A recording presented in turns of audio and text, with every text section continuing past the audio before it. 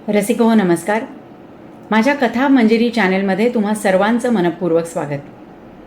आज आपण ऐकूया कथा न्याय. लेखक अनंत जोशी. आज निकालाचा दिवस, म्हणजे आज न्यायाधीश महाराज प्रोफेसर जानकीनाथ गोकर्ण यांना शिक्षा सुनावणार होते. प्रोफेसर साहेब न्यायालयीन कोठडीत शांतपणे बसले होते. कोर्ट चालू व्हायला अजून 2-2.5 तासांचा अवधी होता. नेहमीप्रमाणे प्रोफेसरांची विचार शृंखला चालू झाली. गेल्या 2 वर्षात घडलेल्या एकूण एक गोष्टी त्यांना लख्खपणे आठवत होत्या आणि त्यांचं मन अमृताच्या आठवणीने व्याकुळ झालं. अमृता, त्यांच्या आणि जानकीच्या संसार वेलीवर उमललेलं नाजूक फूल. पहिलीपासून 10वीपर्यंत वर्गात नेहमी पहिली. जगन्नाथ शंकरशेठ अगदी थोडक्यात हुकलेली. प्रोफेसर गोकर्ण संस्कृतचे गाढे अभ्यासक म्हणून त्या शहरात प्रसिद्ध होते. कॉलेजमध्ये संस्कृत विभाग प्रमुख म्हणून त्यांना मान होता. ज्ञानेश्वरीचा त्यांचा व्यासंग दांडगा होता आणि ते ज्ञानेश्वरीवर उत्तम निरूपण करत. एकंदरीतच गोकर्ण कुटुंब एक सच्छील कुटुंब म्हणून शहरात प्रसिद्ध होतं. आणि नेमकी अशा कुटुंबाला दृष्ट लागली. अमृता कॉलेजच्या 3ऱ्या वर्षाला असताना राकेश बेलदार नावाचा मुलगा तिला त्रास द्यायला लागला. खरं तर हा राकेश त्या कॉलेजमध्ये वगैरे नव्हता, पण बेलदार कुटुंबाचं त्या कॉलेजच्या रस्त्यावर एक गॅरेज होतं. तसं बेलदार कुटुंब गुंडगिरीकडेच झुकणारं होतं म्हणा. फार वर्षांपूर्वी राकेशचे वडील बबनराव तुरुंगात गेले होते अशी वदंता होती. राकेश अमृताला रस्त्यात गाठायचा आणि सांगायचा, तू मला आवडतेस, माझं तुझ्यावर प्रेम आहे. असं 2-3दा झाल्यावर मग अमृताने वडिलांना सांगितलं. मग एक दिवस गोकर्ण स्वतः तिच्याबरोबर कॉलेजला गेले, पण ते बरोबर दिसल्यावर राकेश लांबूनच पसार झाला.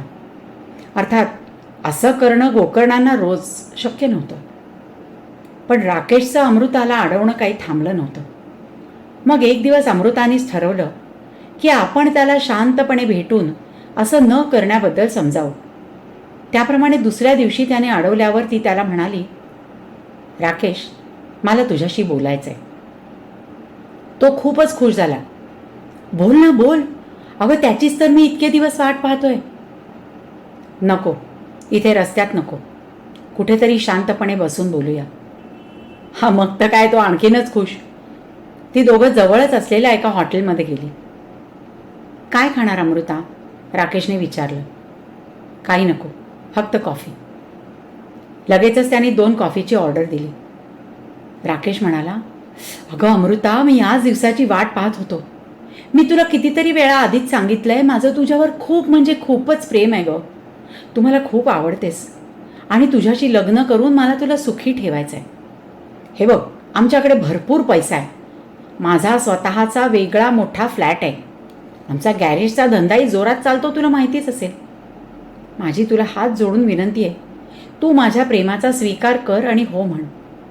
अमृता, आज माझ्यासाठी तू सर्वस्व आहेस. सगळं ऐकून घेतल्यावर अमृताने त्याला शांतपणे विचारलं, राकेश, तू किती शिकलायस रे? आता मात्र राकेशचा चेहरा पडला. खरं सांगू का अमृता, अभ्यासात माझं डोकंच चालत नाही गं.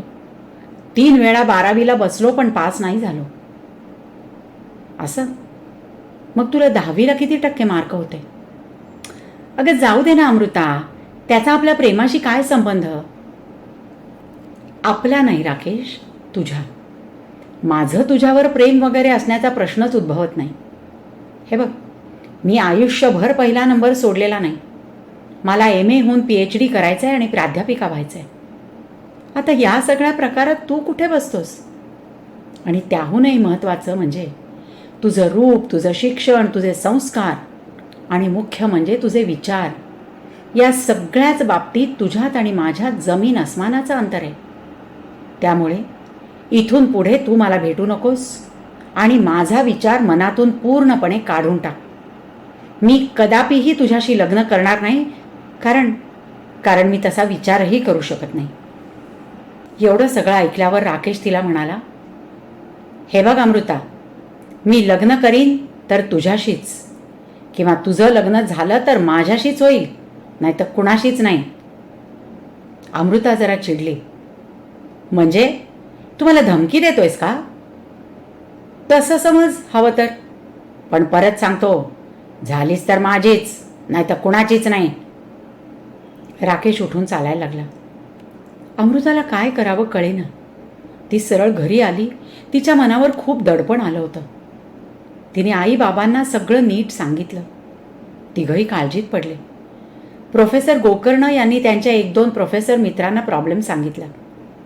बेलदार कुटुंबाची गुंडगिरी सगळ्या गावाला माहीतच होती. वडील आणि 3 भाऊ जबरदस्त दादागिरी करायचे आणि त्यांना राजकीय वरदहस्त असल्यामुळे पोलीसही त्यांच्या वाटेला जात नसत.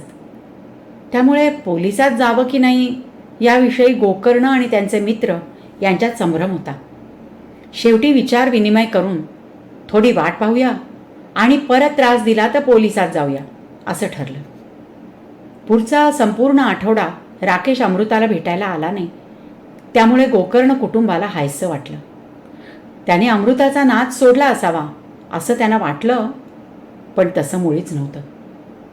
सोमवारी राकेश मोटरसायकल घेऊन आला आणि अमृता कॉलेजला जात असताना तिच्या वाटेवर मोटरसायकल उभी करून तिला अडवलं आणि विचारलं, काय अमृता, माझ्याशी लग्न करण्याचा विचार ठरला की नाही?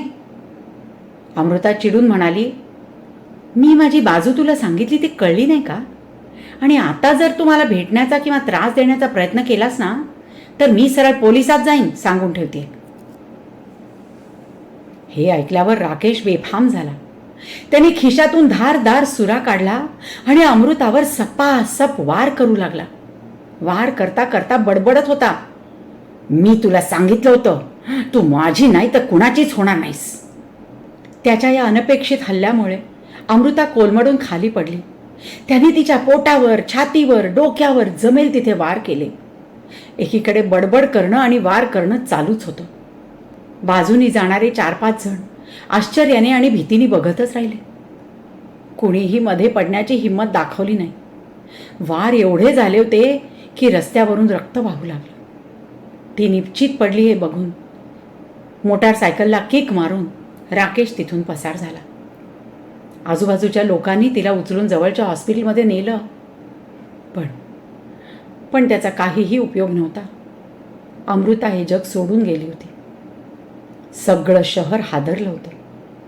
अमृताला श्रद्धांजली म्हणून दुसऱ्या दिवशी कॉलेज बंद ठेवण्यात आलं. राकेशला अटक व्हावी म्हणून विद्यार्थ्यांनी मोर्चा काढला. अर्थात राकेश शहरातून गायब झाला होता. पोलीस त्याचा शोध घेत होते. राकेशच्या कुटुंबाने तर या बाबतीत कानावरच हात ठेवले होते. अंत्यसंस्कारांनंतर दुसऱ्या दिवसापासून भेटायला येणाऱ्यांची रीघ लागली होती. जानकीबाई हमसून हमसून रडत होत्या. अहो, आम्ही एवढी ज्ञानेश्वरी वाचतो, चांगलं वागा म्हणून लोकांना सांगतो, कधी आम्ही कुणाला दुखवलं नाही हो, त्याची हीच का फळं म्हणायची. तिला वाचवायला कोणी पुढे आलं नाही म्हणून त्या लोकांनाही दोष देत होत्या. प्रोफेसर साहेब मात्र काहीच बोलत नव्हते. एकूणच लोकांशी आणि जानकीबाईंशी सुद्धा त्यांचं बोलणं अतिशय कमी होत होतं. ते एकटक कुठेतरी बघत बसत. असेच 2-3 दिवस गेले. आता मात्र जानकीबाईंना प्रोफेसरांच्या न बोलण्याची काळजी वाटू लागली. त्यांनी प्रोफेसरांना विचारलं, अहो तुम्ही बोलत का नाही अजिबात? जानकी, बोलण्यासारखं काय राहिलंय आता?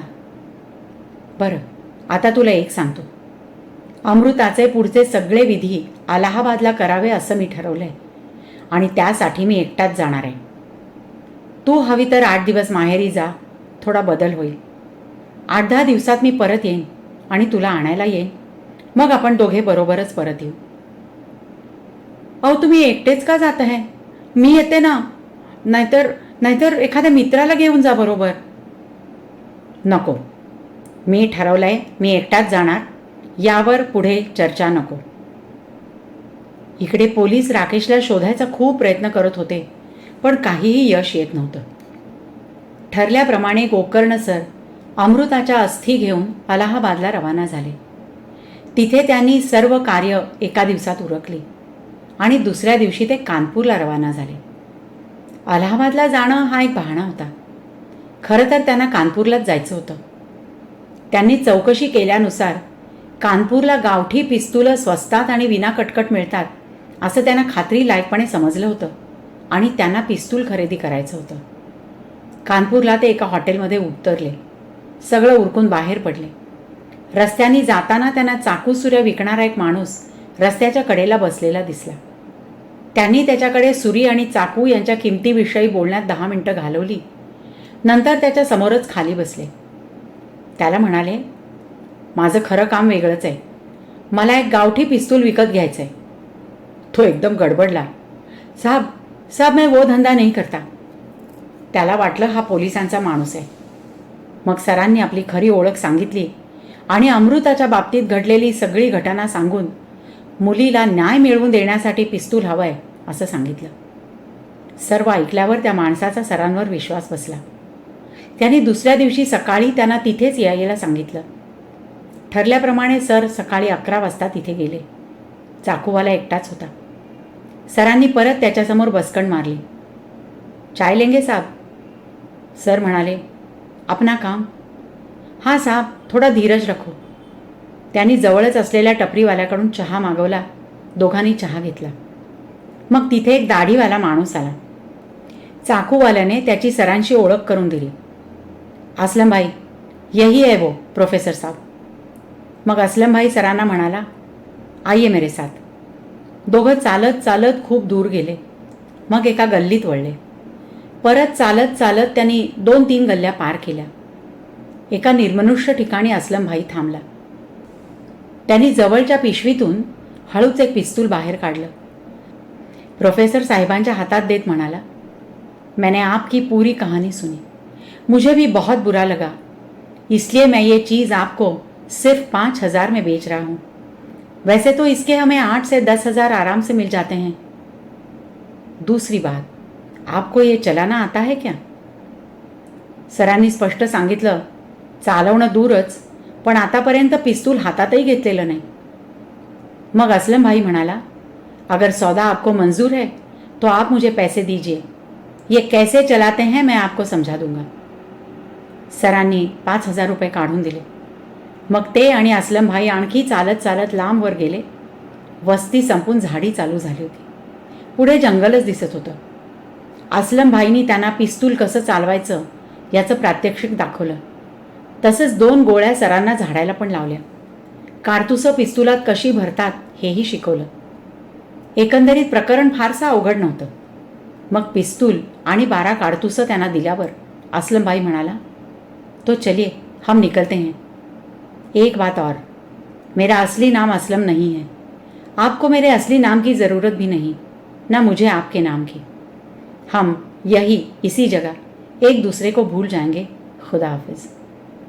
गोकर्ण सरांना पिस्तुलाशी मतलब होता आणि या धंद्यात असंच चालत असावं असं समजून त्यांनी पण खुदा हाफिज असं म्हणून असलम भाईचा निरोप घेतला. 2 दिवसांनी ट्रेननी ते आपल्या शहरी आणि घरी पोहोचले. जानकीबाई माहेरीच होत्या ही त्यांच्या दृष्टीने सोयीची गोष्ट होती. आता खरा प्रश्न होता राकेशला गाठण्याचा. तो जरी पोलिसांना गुंगारा देत असला तरी त्याच्या घरच्यांना त्याचं लपण्याचं ठिकाण नक्की माहीत असेल याची सरांना खात्री होती. सर दुसऱ्या दिवशी राकेशच्या घरी गेले. सरांना दारात बघून राकेशचे वडील आश्चर्यचकितच झाले, थोडे घाबरले देखील. गोकर्ण सर त्यांना म्हणाले, बबनराव, मला तुमच्याशी एकांतात बोलायचं आहे. बबनरावांनी त्यांना एका आतल्या खोलीत नेलं. सर म्हणाले, असं बघा बबनराव, मी तर माझ्या मुलीला गमावून बसलो. माझं दुःख काय असेल ते तुम्ही जाणू शकता. आता तुमचा मुलगा फरारी आहे. तो समजा पकडला गेला, त्याला शिक्षा झाली, तरी माझी मुलगी थोडीच परत येणार आहे. त्यामुळे त्याला अटक होण्यात काही मला स्वारस्य नाही. त्यांचं हे बोलणं ऐकून राकेशचे वडील गोंधळलेच. सर मग तुम्हाला माझ्याकडून काय हवं आहे? माझ्या घरी कशासाठी आलात? गोकर्ण सर म्हणाले, माझी एकच विनंती आहे. मला एकदाच राकेशची भेट घालून द्या. पोलिसांना जरी मिळत नसला तरी राकेश कुठे लपलाय किंवा लपवलाय हे तुम्हाला नक्की माहीत असणार हे माझी मनोदेवता मला सांगते. आता राहिला प्रश्न राकेशला भेटल्यावर त्याचा ठावठिकाणा पोलिसांना सांगण्याचा. त्या बाबतीत मी तुम्हाला माझ्या अत्यंत प्रिय असलेल्या अमृताची शपथ घेऊन सांगतो की मी या बाबतीत पोलीस आणि इतर कुणालाही, अगदी माझ्या बायकोला सुद्धा काही सांगणार नाही. मला फक्त ती राकेशला काय काय बोलली हे राकेशच्या तोंडून ऐकायचं आहे. असं काय होतं की ज्यामुळे राकेश तिला मारायला उद्युक्त झाला? मला कल्पना आहे की त्याचा आता काहीही उपयोग नाही, पण तुम्हीही एक बाप आहात, म्हणून या दुर्दैवी पित्याची एवढी मागणी मान्य करावी. बबनराव विचारात पडले. काय करावं? प्रोफेसर खरं बोलतायत की राकेशला अडकवण्यासाठी बहाणा करतायत? पण त्यांना हेही वाटत होतं की ज्या अर्थी आपल्या दिवंगत मुलीची शपथ घेतायत त्या अर्थी खोटं बोलत नसावेत. हे बघा प्रोफेसर साहेब, राकेश कुठे आहे ते मलाही माहीत नाही, पण तुमच्या भावनांची मी कदर करतो. मला 24 तास द्या, मी माझ्या परीने तलास घेतो. पण एक गोष्ट प्रोफेसर साहेब, पोलिसांसकट कुणालाही न सांगण्याविषयीची तुम्ही तुमच्या मुलीची शपथ घेतली आहे, ती तुम्ही नक्की पाळणार ना? अहो बबनराव, ज्ञानेश्वरी वाचण्यात जन्म गेला माझा. आता या वयात खोटं सांगून काय मिळवणार आहे मी? ठीक आहे सर, या तुम्ही सकाळी 11 वाजता. आणि असं करा, घरी नका येऊ. ST डेपोच्या बाजूला मारुती मंदिर आहे ना, तिथे भेटू. पोलीस घराच्या आजूबाजूला असतात. बघूया काही तलास लागतो का. दुसऱ्या दिवशी सकाळी ठीक 11 वाजता मारुती मंदिरापाशी सरांची आणि बबनरावांची भेट झाली. बोलत बोलत दोघं ST डेपोत गेले आणि बबनरावांच्या सांगण्यावरून सोलापूरला जाणाऱ्या बसमध्ये बसले. तासाभराने ते एका थांब्यावर बबनरावांनी खूण केल्यावर उतरले. सांगोला गाव होतं ते. 2-3 गल्ल्या पार करून ते एका घराशी आले. दार बंद होतं. बबनरावांनी हाक घातली, सुगंधा दार उघड, मी आलोय. दार उघडले. आतल्या बाईने सरांना बघून बबनरावांकडे बघितलं. आपलेच पाहुणे आहेत सुगंधा. सुगंधा ही बबनरावांच्या मेहुण्याची लांबची नातेवाईक होती. बबनरावांचं आणि त्यांचं एकमेकांकडे येणं जाणं अतिशय कमी होतं. त्यामुळे राकेश इथे दडून बसला असेल ही शक्यता पोलिसांसकट कुणालाच वाटली नसती. दोघं बैठकीवर बसले. बाईंनी दोघांना पाणी दिलं. तेवढ्यात बबनराव आतल्या खोलीत गेले. 10 मिनिटांनी आले. म्हणाले, प्रोफेसर साहेब या, आत या. खोलीत गेल्यावर राकेश कॉटवर बसला होता. बबनराव म्हणाले, प्रोफेसर साहेब काय बोलायचं ते 5 मिनिटात बोलून घ्या, आपल्याला लगेच निघायला हवं. मी बाहेरच थांबतो. बबनराव बाहेर गेले. सरांनी राकेशला विचारलं, काय नुकसान केलं होतं रे माझ्या मुलीनी तुझं? तू तिला ठार मारलंस? राकेश म्हणाला, माझं तिच्यावर प्रेम होतं, पण ती मला अजिबात दाद देत नव्हती. शेवटी माझा राग अनावर झाला आणि मग मी तिला संपवलं. ते ऐकल्यावर सरांनी शांतपणे शबनममधून पिस्तूल काढलं आणि एका मागोमाग एक 3 गोळ्या राकेशच्या छातीत मारल्या. राकेशच्या ओरडण्याचा आणि गोळ्या मारल्याचा आवाज ऐकून बबनराव खोलीत धावले. राकेशने मान टाकली होती.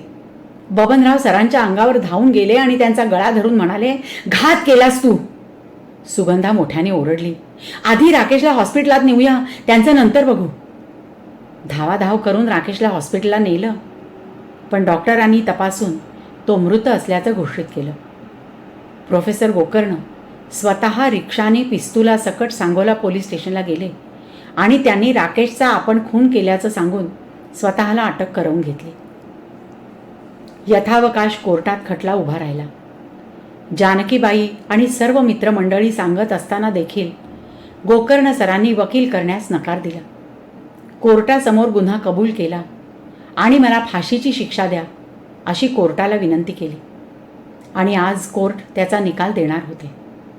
निकाल वाचण्याअगोदर न्यायाधीश महाराजांनी गोकर्ण सरांना विचारलं, तुम्हाला शेवटचं काही सांगायचं आहे का? गोकर्ण सर म्हणाले, हो माय लॉर्ड, मला काही सांगायचं आहे. आमचं एक त्रिकोणी सुखी कुटुंब होतं. माझ्या मुलीला शिकून डॉक्टरेट मिळवायची होती. पुढे प्राध्यापिका होऊन भाषा विषयात संशोधन करायचं होतं. आम्ही तिघांनीही कधीही कोणालाही दुखावलं नव्हतं. आणि अशा परिस्थितीत एका नादान मुलाने तिला त्रास देऊन तिचा जीव घेतला. विविध कारणांनी तो पोलिसांच्या हाती लागत नव्हता. याच्यावरूनच पुढे तो पकडला गेला असता तरी कदाचित निर्दोष सुटला असता. कारण त्या लोकांनी निष्णात वकिलांची फौज उभी करून तो निर्दोष आहे हे सिद्ध करण्याचा प्रयत्न केला असता आणि कदाचित सरकार पक्षाकडून अर्थात पोलिसांकडून त्याला साथ मिळाली असती आणि आम्ही आपल्या भाबडेपणाने कोर्टाच्या पायऱ्या झिजवत बसलो असतो. मुलगी जाण्याचं जेवढं दुःख तेवढंच दुःख खुन्याला शिक्षा न मिळण्याचं. त्यामुळे मी नक्की ठरवलं की मुलीला जिवंतपणी ज्या नराधमाने त्रास दिला आणि निर्दयपणे वार करून तिचा खून केला त्याला जी शिक्षा कायद्याने आणि नैतिकदृष्ट्या मिळायला हवी ती मीच त्याला दिली आणि माझ्या मुलीला मरणानंतर का होईना न्याय मिळवून दिला. दुसरं म्हणजे माझ्या या कृतीने राकेशसारखे नराधम असं कृत्य करताना बिचकतील. त्यांना स्वतःच्या जीवाची भीती वाटून ते तसं करणार नाहीत.